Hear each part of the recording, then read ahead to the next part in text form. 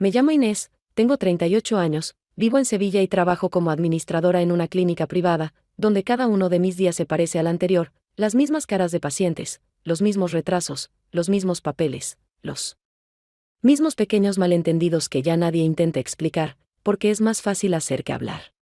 Llevo casada 10 años, aunque la palabra casada ya no describe bien mi situación actual, porque lo que ocurre entre Luis y yo en los últimos años se parece más a una convivencia responsable entre dos personas que hace tiempo perdieron la capacidad de sorprenderse mutuamente, y ni siquiera intentan recuperarla. No tenemos hijos, no hay grandes peleas, tampoco grandes alegrías, pero sí un ritmo cómodo, la costumbre de no molestarnos el uno al otro.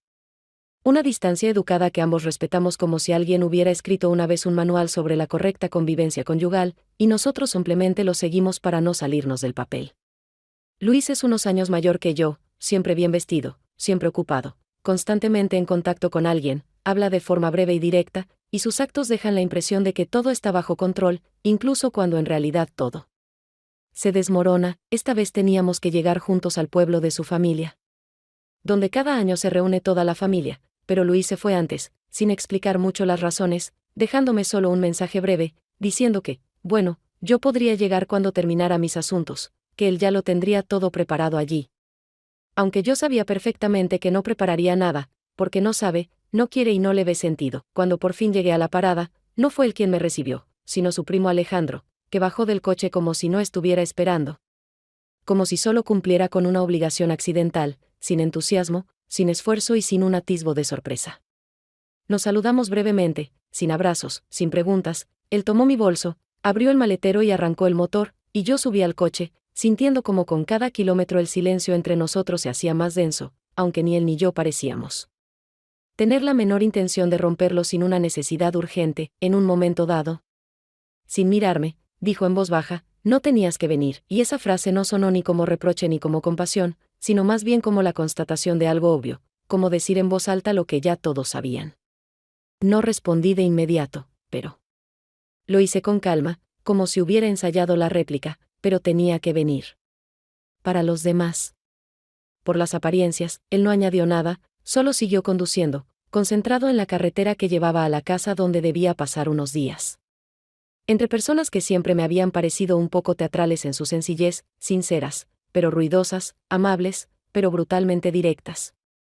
Cuando llegamos, vi algunas figuras conocidas en el patio, alguien estaba poniendo la mesa, alguien acomodaba cojines en el banco, pero Luis no estaba entre ellos, y su ausencia, no comentada ni justificada, me dolió más que si hubiera salido a decir alguna de sus frases vacías. Como siempre, la cena, como suele pasar en reuniones familiares de este tipo, comenzó con ruido, pequeñas disputas por los asientos, intercambios de frases que sonaban como bromas inocentes pero, al escucharlas con más atención, tenían un dejo de resentimientos acumulados desde hace tiempo, que nadie parecía dispuesto a admitir abiertamente, aunque todos estaban listos para esconder bajo una gruesa capa de risas y vino.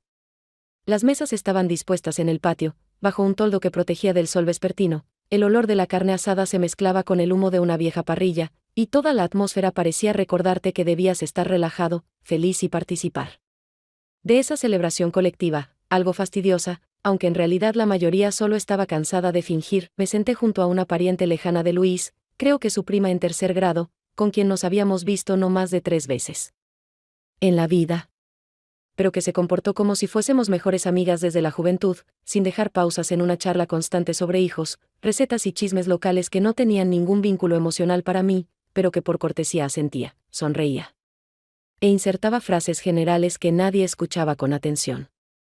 Luis estaba un poco más lejos, al lado de un tío al que siempre escuchaba con una aparente reverencia, aunque en realidad solo esperaba las pausas para meter sus comentarios inteligentes o chistes, que siempre provocaban risas generales, aunque no tuvieran nada de gracioso. La familia, como suele pasar, lo había convertido en su líder, incluso cuando no tenía nada valioso que decir. Durante una de esas olas de risa, cuando todos ya estaban algo más relajados y el vino había hecho su efecto, Luis, con la copa en la mano y sonriendo hacia alguien al otro lado de la mesa, de pronto se giró hacia mí y dijo, con ese tono tan suyo en el que se mezclaban condescendencia y una demostrativa cordialidad, y bueno, Inés como siempre, ordenada como una carpeta de archivo. Todo por puntos, todo planificado, hasta las emociones las dosifica por horas. como si en recepción anotara sus propios sentimientos en un registro. Sus palabras sonaron altas, seguras, y provocaron risa casi de inmediato, no porque fueran ingeniosas, sino porque todos estaban acostumbrados a reír cuando Luis bromeaba. Sin importar si había algo realmente divertido, o si solo era otro intento de elevarse por encima de los demás a costa de la vulnerabilidad ajena. Me quedé inmóvil, fingiendo que no me había ofendido, aunque en realidad esa frase había dado justo en el blanco, no un punto doloroso, sino uno que ya se había endurecido hace tiempo por repetirse tanto. Miré a Luis y no vi en su rostro ni rastro de ironía o disculpa, al contrario, había en su mirada una certeza de que acababa de hacer la cena más animada, que había añadido alegría, dado vida a la situación. Y solo una persona en la mesa, además de mí, permaneció absolutamente en silencio en ese momento. Alejandro, que estaba sentado algo apartado, no sonrió, no desvió la mirada, simplemente me observó como si entendiera que esas palabras no solo eran inoportunas, sino profundamente ajenas, y que ya no se trataba de humor, sino de un desprecio. Impune, después de la cena, fui a la cocina, aunque no había nadie allí, y me puse a lavar los platos, no porque quisiera ayudar, sino porque necesitaba tener algo entre las manos para no quedarme con ese vacío interior, que en situaciones así no se siente como dolor, sino como una pérdida de control sobre uno mismo. Estaba frente al fregadero, pasando la esponja por un plato con lentitud, cuando detrás de mí se oyó una voz baja, sin compasión ni juicio. Siempre fue así. No me giré, porque sabía que era Alejandro, y también sabía que debía responder con honestidad, sin el habitual, todo bien, con el que solemos cubrirnos en situaciones cotidianas. Aunque no esté nada bien, no, dije tras una pequeña pausa, antes al menos sabía guardar silencio. Él no respondió nada. Y en ese silencio no había segundas intenciones ni dramatismo, simplemente me dio la posibilidad de quedarme sola con mis pensamientos, sin tener que explicar por qué una sola frase en la mesa puede destruir más que años de conflictos. A la mañana siguiente, cuando todos aún dormían o fingían dormir, y el aire del patio apenas empezaba a calentarse, salí de la casa y caminé por la calle que llevaba hacia el centro del pueblo, no porque tuviera que ir a algún sitio en particular, sino porque necesitaba salir de un espacio donde incluso el silencio parecía más pesado que cualquier palabra.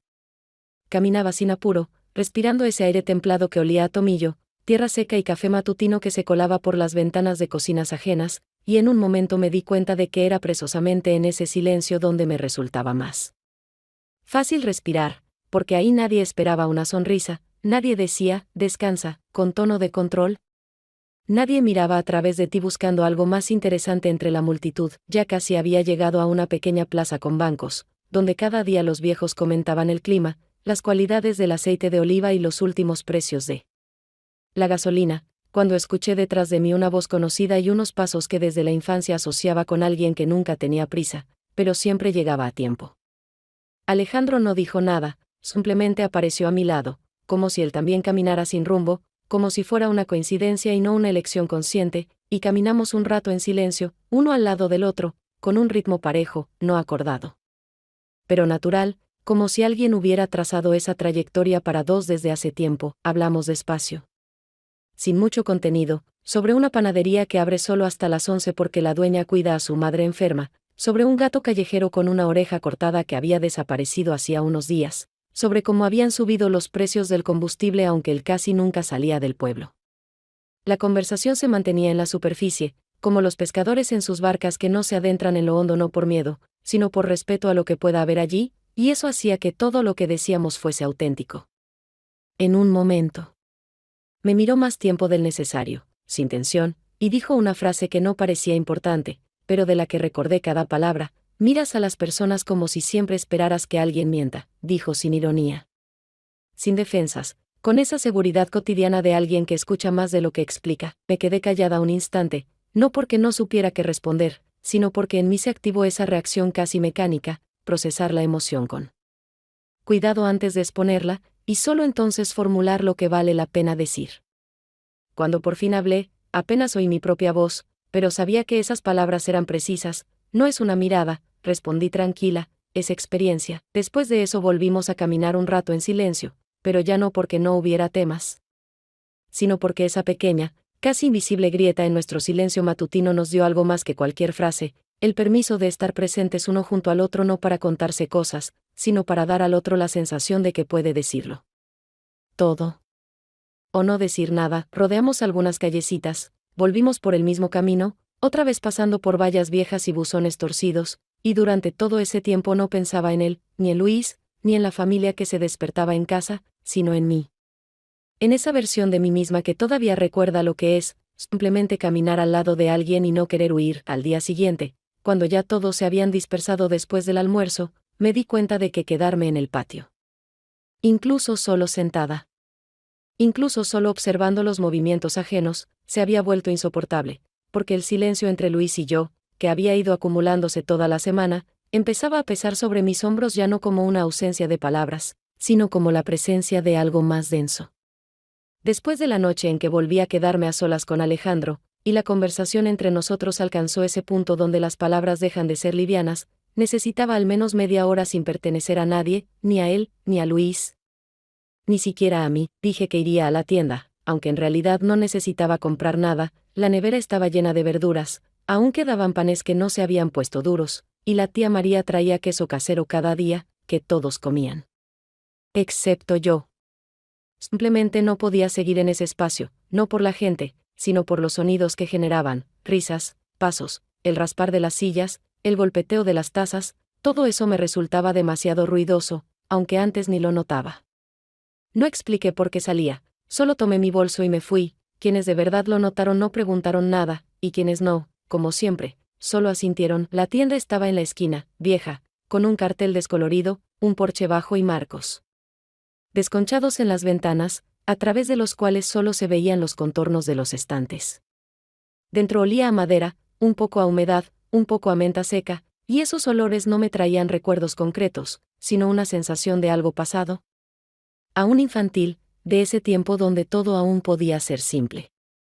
Caminé mucho entre los pasillos, tocando los paquetes como si quisiera comprobar su autenticidad, pero no compré nada. Miraba los objetos como testigos de vidas ajenas, cotidianas, que no tenían nada que ver conmigo. En la tienda no había casi nadie, solo una vendedora con gafas y un hombre canoso junto al congelador, buscando, al parecer, guisantes congelados. Todo era tranquilo, rutinario, no especialmente interesante, y fue precisamente esa normalidad lo que me permitió aflojar un poco los hombros, respirar sin pensar en lo que me esperaba en casa. Compré una lata de garbanzos, un paquete de pimienta molida y una gaseosa cualquiera, solo para no volver con las manos vacías. Regresé caminando por el mismo camino por el que había venido, despacio, sin apuro, como si cada paso retrasara el momento de regresar a esa misma casa donde nada había cambiado, incluso si yo deseaba que cambiara todo. Al entrar al patio, lo primero que vi fue a Luis, que estaba al sol con un vaso en la mano, sosteniendo el teléfono entre el hombro y la oreja y gesticulando con la otra como si eso fuera a acelerar la conversación. No alcancé a decir nada, porque al verme, él simplemente volvió a mirar al frente y dijo al teléfono. Por suerte se fue, desapareció como siempre.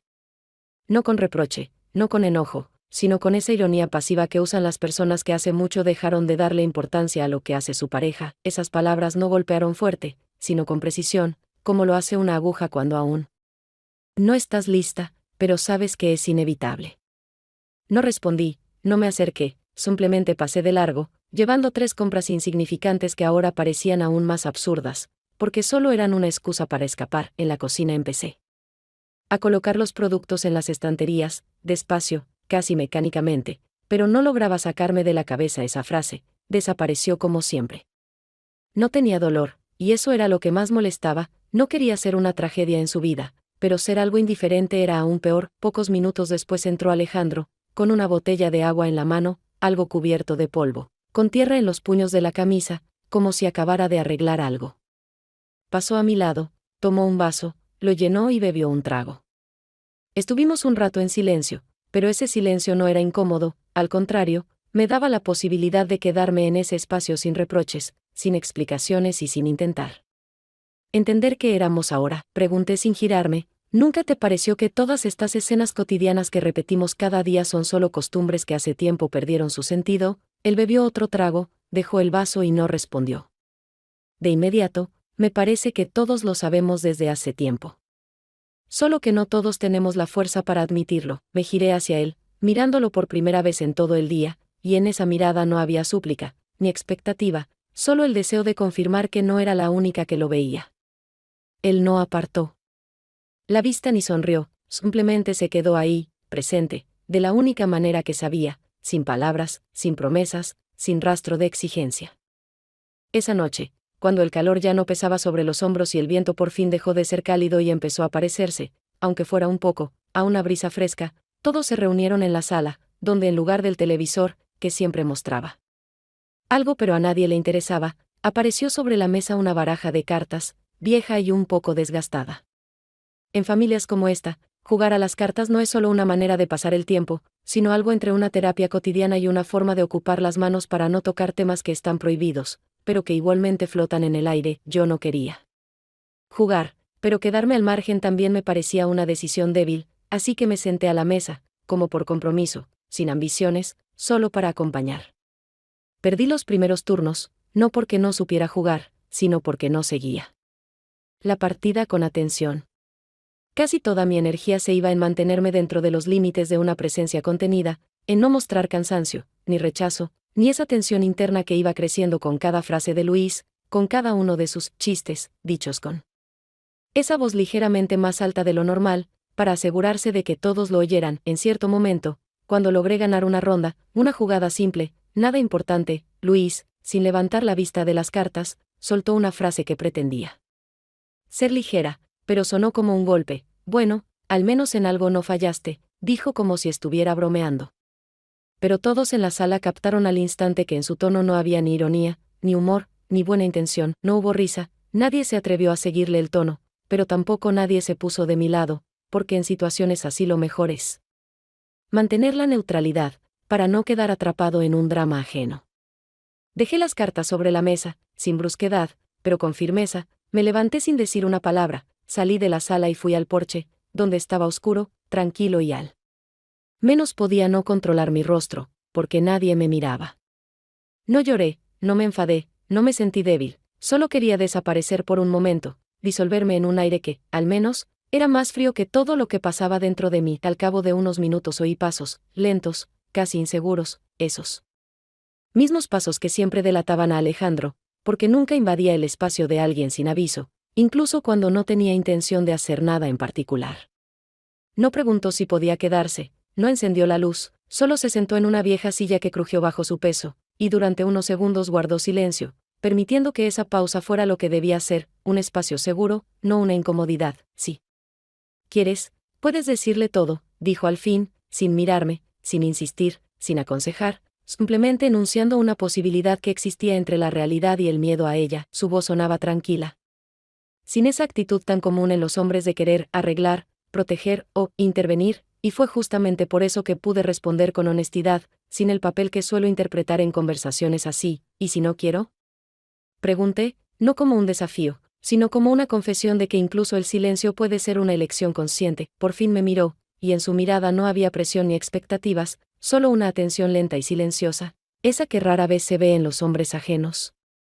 Porque la mayoría está acostumbrada a escuchar solo para luego decir algo sobre sí mismos. Entonces dímelo a mí, dijo en voz baja, aunque sea algo, y en ese momento entendí que, por primera vez en mucho tiempo, no me sentía como alguien que hay que aguantar. Al día siguiente, después del almuerzo, cuando el calor ya se había retirado, pero la tierra aún conservaba el calor del mediodía como si lo guardara bajo la piel, Alejandro dijo que tenía que ir al mercado a comprar algunas cosas y me pidió que hiciera una lista, aunque su expresión era más la de alguien que en realidad no necesitaba la lista, solo no quería ir solo. No pregunté por qué precisamente me lo pedía a mí, no especulé sobre a quién más podría haber invitado, no jugué a imaginar, simplemente fui a buscar mis cosas, porque en esa petición había algo sereno, práctico, y sobre todo, exento de presión, lo que en esa casa ya era de por sí un alivio. Su coche era viejo, con baches en cada curva y un zumbido suave, casi acogedor, del motor, que cubría el silencio sin obligarnos a llenarlo con palabras. Durante el trayecto hablamos solo del mercado, de donde estaban más baratos los tomates, de la cabra de un vecino que la semana anterior se había metido en un viñedo ajeno y ahora era una leyenda en medio pueblo. En cada historia sus travesuras eran menos reales, pero cada vez más divertidas. Ambos reímos, no a carcajadas, no con descontrol, sino como ríen las personas que ya no necesitan demostrar nada. El mercado estaba lleno, bullicioso, y yo me sentía ajena a todo eso, como cuando de niña mi madre me llevaba a hacer compras, pero me dejaba caminar a su lado sin hacer nada, simplemente estar presente. Compramos algunas verduras, unos pañuelos para la tía María, un tarro viejo de miel que elegí solo por el olor, y no regresamos de inmediato, porque Alejandro propuso rodear el pueblo, dijo que había menos tráfico, aunque allí nunca lo hay, y entendí, quería alargar el tiempo en la carretera.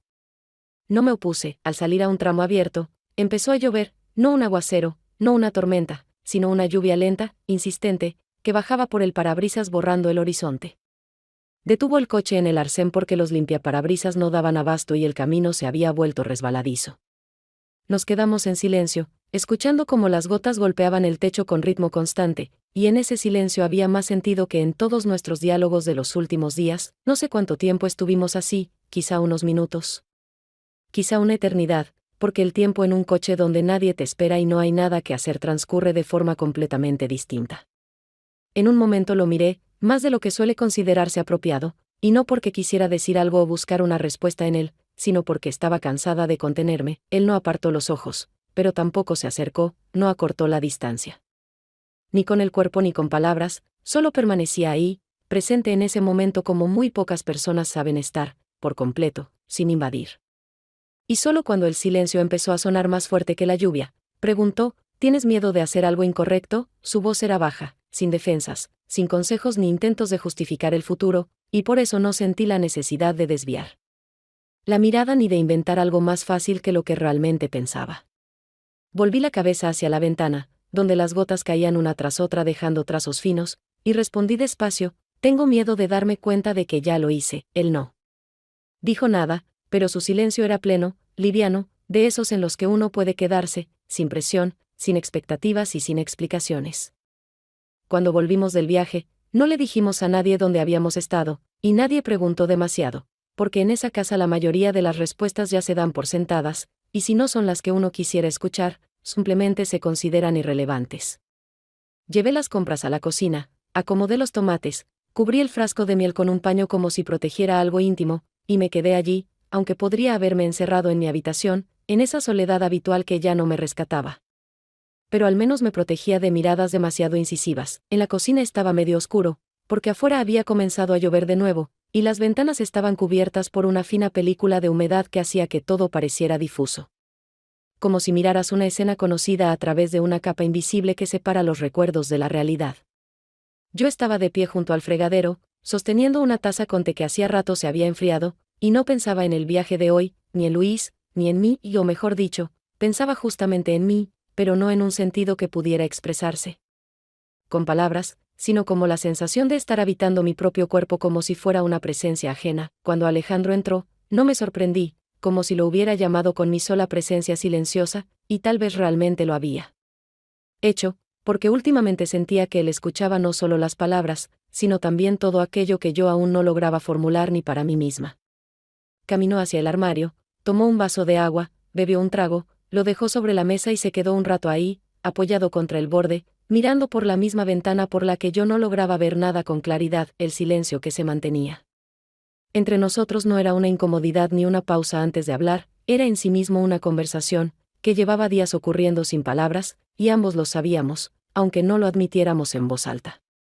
Él no se acercaba, no intentaba llamar mi atención con frases, al contrario, su calma y la falta de prisa me hacían sentir que la decisión debía nacer en mí, no en él, y que él no exigía nada, aunque tal vez deseara mucho. En algún momento habló, no de forma brusca, no en voz alta, más bien como si continuara en voz alta una conversación que ya venía ocurriendo en silencio. Deja de fingir que no lo necesitas. No me asustó su tono, porque no había presión en él, ni manipulación ni exigencia, solo una sinceridad cansada, la de quien ve lo que uno intenta esconder y no juega el juego de suprimir los sentimientos por no nombrarlos.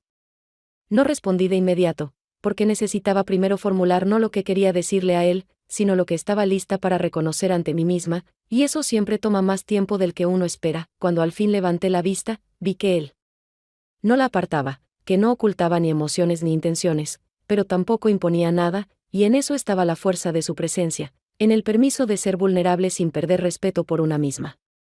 Di un paso hacia adelante, no con seguridad, no con decisión, pero lo suficientemente claro como para que ya no se pudiera volver atrás, y respondí con voz firme: no lo necesito. Pero es lo único que siento ahora. Entre nuestros rostros quedaban solo unos pocos centímetros, que ya no tenían importancia, y cuando nos besamos, Todo alrededor, la lluvia, los vasos, el suelo viejo, los estantes con especias, quedó en segundo plano, y solo quedábamos nosotros, no como personajes de una historia, sino como dos personas que durante demasiado tiempo no se habían permitido ser honestas ni siquiera unos segundos. El beso no fue largo, ni intenso, ni de esos que cambian la vida, al contrario, fue más bien un recordatorio de que sigo viva, de que todavía soy capaz de sentir algo, aunque sea difícil, aunque duela después. No dijimos nada después, y en ese silencio no había culpa, ni promesas, solo una aceptación tranquila de que eso había ocurrido. A la mañana siguiente, cuando desperté en una habitación aún a medio oscurecer, con las cortinas apenas dejando pasar una luz suave, supe casi al instante que esa claridad habitual que suele llegar con el sueño no vendría esta vez.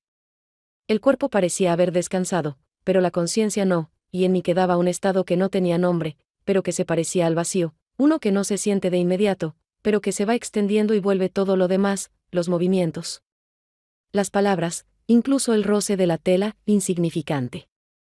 No me levanté durante un buen rato, me quedé mirando el techo, y cuanto más recordaba la noche anterior, menos sabía si lo que pasó entre Alejandro y yo había sido un error, una necesidad, una huida o simplemente un momento que ya no se podía contener más. En la cocina todo ya sonaba, la tía pelaba patatas. Alguien afuera intentaba encender la parrilla, los niños gritaban unos a otros cerca del canalón, y toda esa escena era igual que siempre, con el mismo ajetreo diario, con la misma intención mostrada, con ese mismo vacío palpitante en él. Que todos se representaban a sí mismos otra vez, como si alguien los observara. Salí de la habitación y casi de inmediato sentí la mano de Luis en mi espalda, cálida, familiar, algo perezosa, igual que siempre, el mismo gesto con el que solía compensar la ausencia de palabras. Su caricia era exactamente la misma que hacía 10 años, cuando recién empezábamos a vivir juntos, pero entonces había algo no dicho en ella, y ahora ya no había nada. Apreté los dedos con fuerza, lo justo para sentir alguna reacción dentro de mí, porque el cuerpo se acostumbra a responder incluso a lo que ya no significa nada. Él no notó nada, no porque fuera indiferente, sino porque había aprendido a mirar sin ver, y en esa mirada ya no quedaba espacio para los detalles.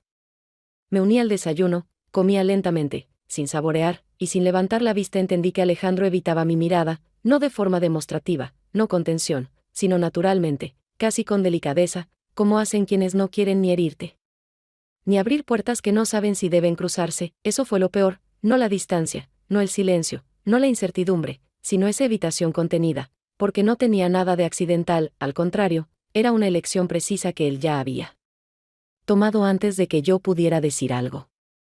Y aunque no esperaba nada, esa cautela hería más que un reproche directo. Más tarde ese mismo día, cuando ya casi todos se habían dispersado por distintos rincones, y el patio estaba más silencioso, salí al porche y me senté en el mismo banco donde habíamos hablado unas noches atrás, antes de que todo cambiara. Alejandro no llegó de inmediato, incluso llegué a pensar que había elegido el silencio como única respuesta. Pero apareció, despacio, como si midiera cada paso, y se detuvo frente a mí. Lo miré durante mucho tiempo, esperando que dijera algo, que me diera al menos un punto de apoyo en este estado difuso entre fue y no pasó nada. Hicimos como si no significara nada, dije por fin, tranquila, sin exigir, sin culpar, solo porque esas palabras ya no podían quedarse dentro. No se sobresaltó, no desvió la mirada, no intentó huir de la conversación, pero tampoco se acercó, solo respondió con esa misma cautela que ya se había vuelto su tono. ¿Y te sentirías mejor si significara? Esa pregunta no tenía una respuesta correcta, y yo sabía que ninguna contestación iba a cambiar el hecho de que ambos ya habíamos fingido que no pasó nada, no porque no hubiera pasado, sino porque admitirlo era más difícil que callarlo. Ese día comenzó como muchos otros en esa casa. No hubo cambios en el ritmo ni en el ambiente. Alguien cocinaba en la cocina. Otro se ocupaba de algo en el patio. Alguien más caminaba de una habitación a otra fingiendo estar ocupado, aunque esa ocupación no tenía importancia real. Yo estaba junto a la mesa, cortando fruta solo para sentirme útil. Sabía que no hacía falta, pero prefería tener las manos ocupadas. La tía, que siempre se consideraba la autoridad en la cocina, apareció con un postre que había traído del otro lado de la calle. Lo preparó con la misma precisión con la que alineaba las sillas cada día y vigilaba que nadie tocara la cuchara. Antes del café, me sirvieron una porción en el plato sin decir palabra. Empecé a comer sin mirar. La textura era suave y dulce, con un toque ácido. De inmediato reconocí el sabor. Era durazno. Para mí, ese sabor siempre ha tenido el mismo significado. Tengo una alergia fuerte desde niña, y nunca me he permitido ignorarla. Esta vez no fallé por descuido. Fallé porque confié. Y eso fue lo más ingenuo. Logré salir al patio antes de que la reacción se agravara. El aire era espeso, pero fresco. La tía, al verme, corrió a preparar un té mientras se culpaba en voz alta por el error. Yo me apoyé en la baranda. Intentaba mantener el equilibrio. En sentido literal y también emocional. Entonces oí a Luis. Hablaba con un pariente y no bajaba la voz. Dijo que yo siempre exageraba. Lo dijo con esa sonrisa que suele usar cuando responde a clientes o cuenta chistes. Ese tono, que parece amable, en realidad es desprecio disfrazado. No me giré. No respondí. No dije nada, ¿por qué? En ese momento entendí que no sentía dolor. Sentía vacío. Mi cuerpo actuaba por instinto. Mi alma solo registraba otro dato. Otro signo de que entre nosotros ya no funcionaba nada. Alejandro apareció sin hacer ruido, como acostumbraba. Sin hablar, me puso un inhalador en la mano. Era el mismo que yo ya no llevaba conmigo, porque había perdido la costumbre. No creía que nadie más lo recordara. Lo miré. No con gratitud ni angustia. Lo miré con una expresión que dice sin palabras: alguien entendió que ya no puedes pedir ayuda y por eso actúa primero. Permanecimos en silencio. Yo sostenía el inhalador. Él tenía las manos en los bolsillos, donde siempre guarda algo pequeño por si las cosas salen mal. Quise hablar, pero no encontré las palabras. No sentía rabia. No sentía agradecimiento. No sentía vergüenza. Solo reconocía una certeza. La persona que debía estar a mi lado se había alejado. Y quien nunca prometió nada, se quedó. Alejandro. Se fue al día siguiente. No esperó el almuerzo del domingo. No dejó su número. No mencionó Sevilla. No dijo nada que rompiera el equilibrio frágil que nos había unido en los últimos días. Recogió sus cosas temprano, cuando la mayoría dormía. De pie junto al coche, con las llaves en la mano y el bolso mal puesto en el asiento, dijo una sola frase. Dijo que no quería hacerme daño. Que simplemente ocurrió. Sus palabras parecían una explicación. También sonaban a disculpa. Y al mismo tiempo eran un punto final. No porque no existiera afecto, sino porque sabíamos que insistir en algo nacido en el momento y lugar equivocado solo nos llevaría al mismo silencio agotado que ya conocíamos. No respondí. No porque no tuviera que decir, sino porque cuando dos personas lo entienden todo sin hablar, cualquier frase sobra. No lo abracé. No toqué su mano. No pedí que se quedara. Solo lo vi alejarse en el coche. No miró por el retrovisor. Tomó el primer desvío. Y dejó atrás esa frase que repetí mentalmente muchas veces. El resto del día pasó como si nada hubiera cambiado. Luis bromeaba con los sobrinos. Fingía buen humor. Puso música en el coche mientras empacábamos. Tarareaba una melodía. Yo iba sentada a su lado, con los dedos apretados contra las rodillas, intentando no pensar en lo poco que últimamente percibía en mí. Si es que aún veía algo, viajamos sin hablar. Sin emoción. Sin mencionar lo vivido. Como dos turistas que se cruzan por azar y no volverán a verse. Miraba por la ventana. Los árboles, las casas, la gente en los bancos. Todo era igual. Y sentía que algo dentro de mí se apagaba, no con dolor, sino con una calma vacía. Como si ya no hiciera falta dar más explicaciones. Comprendía que estar con alguien en cuerpo, pero no en alma, era lo que habíamos vivido durante años. Con hábitos. Con planes. Con algo parecido al amor. Pero por dentro ya no quedaba nada en común. Una semana después, ya en Sevilla, la vida volvió a su ritmo. El trabajo. El silencio en casa. Las cenas con las noticias de fondo. Un día recibí una carta. No tenía remitente. No tenía palabras. Dentro había una postal. Era de papel grueso.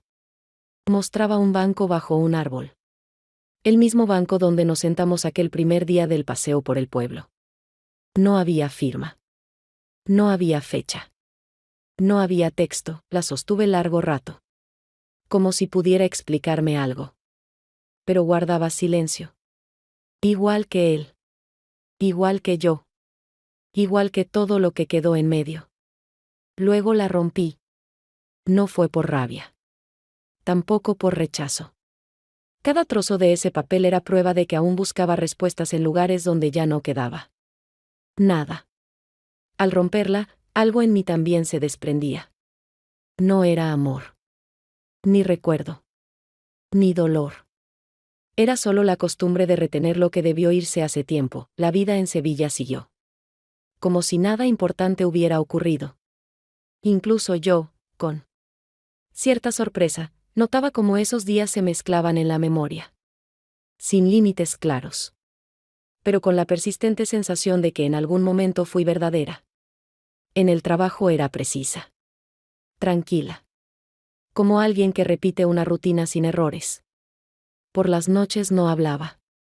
No porque no tuviera que decir. Sino porque ya no esperaba que alguien escuchara. Luis seguía su ritmo habitual. Se levantaba temprano. Comentaba alguna noticia. Hablaba de rutas o de clientes. Todo con una neutralidad que ya no parecía calma, sino defensa. Nos habíamos vuelto vecinos correctos. Sin peleas. Sin preguntas. Sin contacto real. Los días eran iguales. Y lo que me inquietaba ya no era la repetición. Era mi capacidad de aceptarla sin protesta. Durante mucho tiempo no recordé nada. Ni a él. Ni a mí. Ni esa noche. Ni el viaje. Ni las conversaciones. Lo único que quedaba en la memoria eran los silencios. El silencio liviano. La presencia que no exigía respuestas. Las miradas sin máscaras. Una noche volví a casa. Me quité los zapatos sin encender la luz. Me quedé de pie en la oscuridad. Y supe que hay cosas que ya no quiero seguir haciendo. No quiero quedarme tarde en la oficina solo porque es más fácil que volver a casa. No quiero hablar con Luis solo de cuentas y pagos. No quiero guardar silencio sobre mí solo porque nadie me pregunte. A la mañana siguiente me desperté temprano. Preparé el café como siempre. Pero esta vez no revisé el móvil. En su lugar escribí un mensaje. No era para él. Tampoco para mí. Era parte de un diálogo que había estado vacío mucho tiempo. No lo envié. No esperaba respuesta. Por primera vez escribí algo que no pedía, no explicaba, no justificaba, escribí que no me fue indiferente. Pero que voy a estar bien, no esperaba que alguien contestara. Y ya no lo necesitaba.